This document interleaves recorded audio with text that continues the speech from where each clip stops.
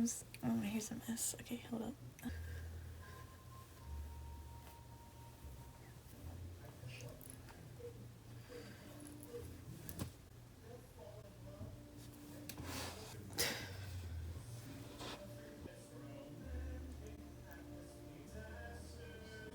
Okay.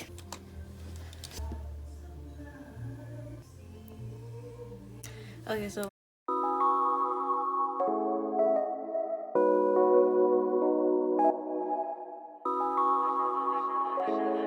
Another Leaf production. Baby, just. oh, wow. Hi everyone.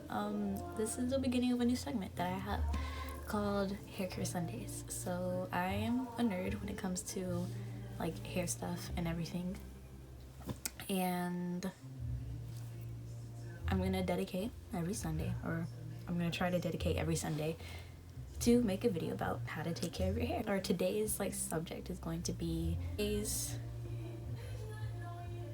today's subject is going to be thanked to Olivia, who requested on like what to do about heat damage. So that's what I'm gonna talk about today. Quick disclaimer: my parents are watching The Lion King right now, and it's like really loud. I mean, I couldn't like close the door. I'm gonna do that.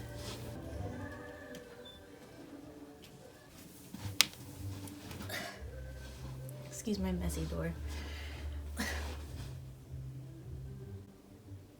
Okay, so I mean, this doesn't fix it completely, but it's definitely a lot better than earlier. So today's topic: heat damage. If you don't know how you get heat damage, this is more common in people with curly hair, but I'm pretty sure anyone can get heat damage. It's just the results are different. Typically, people with straight hair can't really notice when they have heat damage. It's just more that like your hair kind of feels like hay.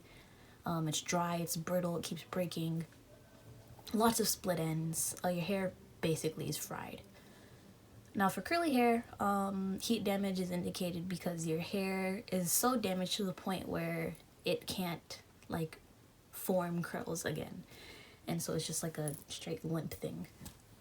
And that's just what happens. So, quick hair science. If you don't care about it, then like skip ahead, whatever. But to explain like why it happens, your hair has like little bonds. Like imagine like a chain, right? And they're structured in a certain way. And when you put a lot of heat on something, it's like weakening each chain. You do that to the point where the chain like can't, make hooks anymore, and it just kind of like, blah. Keeping that kind of scientific knowledge in mind, is how you deal with treating it. Now, much like split ends, with heat damage, the only way to truly get rid of it is by cutting it off. I mean, at that point, your hair is just so broken or damaged that there's really nothing you can do about it.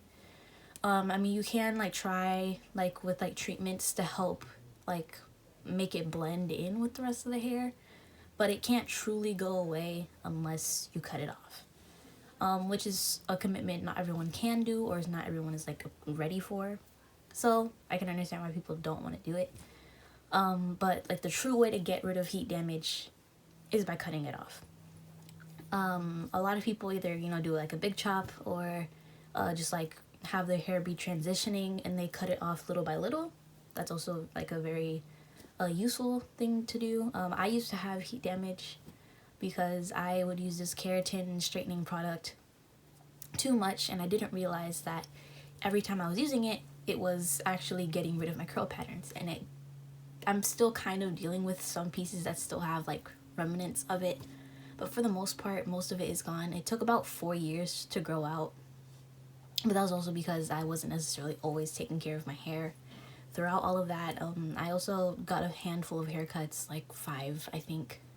Nothing drastic, but it was to the point where it would get pretty long and I'd cut it fairly short.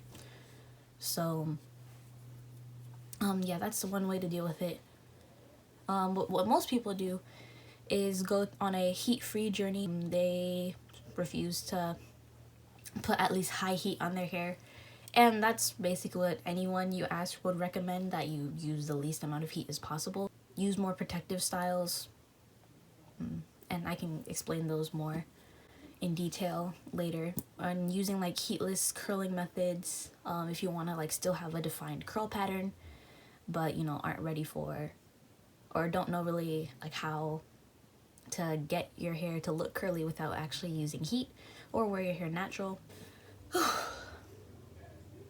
Those are the main ways to at least like work around heat damage. And I can like talk about a handful of like protective styles, and I might insert pictures or something like that. But any pictures I do insert aren't mine, and I'm not claiming them to be mine. They're super simple protective styles like cornrows or just like, you know, braids. If your hair is long enough, a bun is considered a protective style, but also wearing your hair in a bun too often can also cause like breakage and stuff like that, depending on like, you know, what you're doing. And another video can be like a more in detail thing of like how to style your hair if you have heat damage. There is cornrows with like extensions if you want your hair to look longer. There's wigs. Wigs are protective styles. As long as you're taking care of your hair under the wig, you can't just completely neglect your hair and constantly have it braided up either. You know, you have to like wash it properly and everything. If you do want to straighten your hair or have your hair straighter, if you can get like rollers, and like that sounds like really old school, but honestly, like I do recommend like rollers for anyone who like wants to like wear their hair straighter. There are rollers that do have like not necessarily like spikes or anything because that sounds like scary, but it does have like I guess like hooks, or they're more textured rollers that, you know, whenever you are rolling the hair on with people who have like coarser textures, your hair can actually like grip to the roller better and you get more tension. I mean, not enough tension that your hair rips out, but you do get more tension so that, you know, you get better results. It does take a long time to dry, so you would have to invest in like a hooded dryer, but excuse me, I mean, the integrity of your hair is definitely a lot like better at the end of the day. It's saved by like a mile compared to like, you know, quick drying.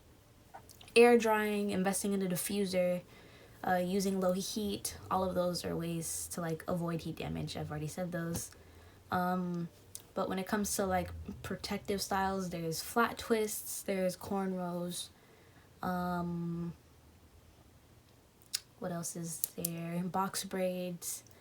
Box braids of any kind, you know, or like lemonade braids or Ghana braids, whatever you want to call them, like just any kind of style that, you know, the ends of your hair more specifically, because the ends of your hair are the weakest, is like tucked away and, you know, moisturizing your hair. Like all of those ways are just ways to protect the integrity of your hair so that your hair grows more and then you can slowly get rid of the damaged hair. It is a lot of commitment. It does take a lot of time. Yeah, it's not something that's like super simple, but at the end of the day, they're like good habits to have when it comes to taking care of your hair. And honestly, at the end of the day, your hair is going to appreciate it so much. And I can talk more in depth about like, you know, homemade stuff, you know, for people who are working on a budget or whatever.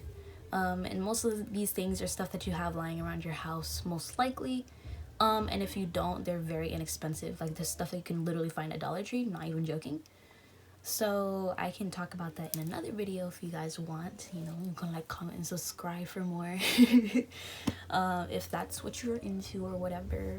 But yeah, I think that's gonna be it for today's video. If you have any questions, then you can like, you know, put it in the comment section below or whatever. So I think that's it. But if you did like this, you know, like, if you have any questions, comment. I'm pretty sure I'm gonna keep this going, so if you want to keep up with this, you can go ahead and subscribe. I don't really know where the subscribe button is. Like, it's here, or like here, or here. I don't really know. I think I want to say it's here. I think it's here. No, I think about it. Like, it could be right here. One of these two sides, subscribe. Okay. I think that's it. So, peace. Bye. I don't know how to end these videos.